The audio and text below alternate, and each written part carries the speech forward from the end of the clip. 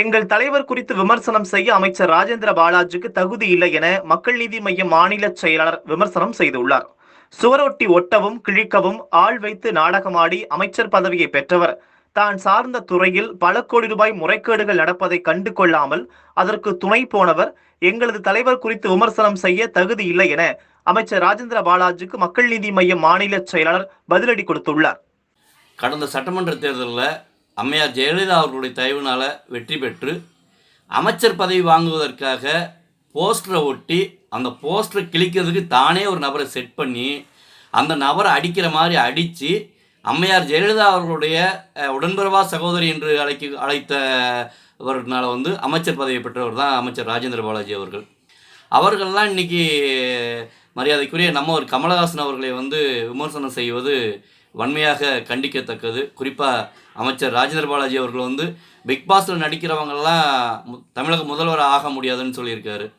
நீங்கள் போஸ்டரை ஒட்ட வச்சு ஆள் செட் பண்ணி ஒட்ட வச்சு கிழித்து அதன் மூலமாக நாடகமாடி நீங்களே அமைச்சர் பதவியில் இருக்கும்போது உண்மையிலேயே நேர்மையாக தான் சார்ந்திருக்கக்கூடிய துறையை நேர்மையாக பயணித்து கொண்டிருக்கக்கூடிய ஒரு நபர் தன்னுடைய முழு நேர தொழில் அரசியல் என்று சொல்லாமல் என்னுடைய தொழில் நடிப்பு, அதே நேரத்தில் மக்களுக்கான நலப்பணியை செய்வதற்காக நான் அரசியலுக்கு வந்திருக்கேன்னு சொல்லி வெளிப்படைத்தன்மையோடு அறிவித்திருக்கக்கூடிய நம்ம ஒரு கமலஹாசன் எங்கே நீங்கள் முழு நேர தொழில் அரசியல் என்று சொல்லிக்கொண்டு மக்களுடைய வரிப்பணத்தை எல்லாம் சுரண்டி கொள்ளையடித்து கொண்டிருக்கிறீங்க.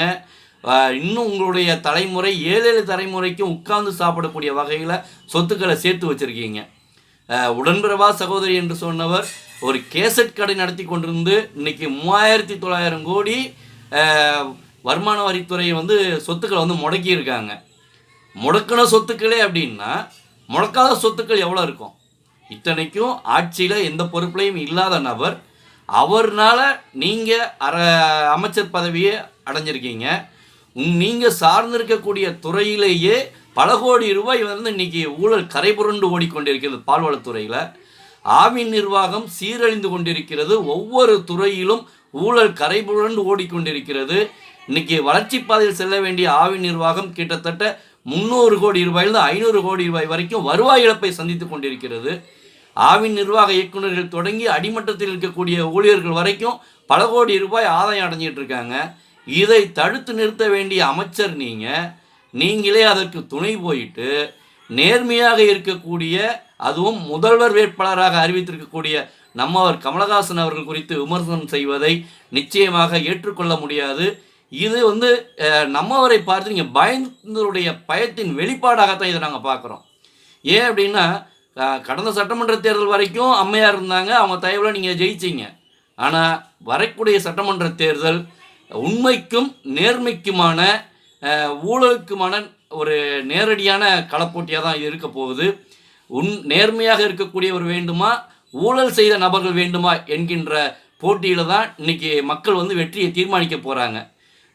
ஊழல்வாதிகளை நிச்சயமாக மக்கள் அப்புறப்படுத்துவார்கள். அப்படி மக்கள் அப்புறப்படுத்தும் போது நீங்கள் காணாமல் போவீர்கள். அதை மனதில் வைத்து கொண்டு பேசுங்கள்.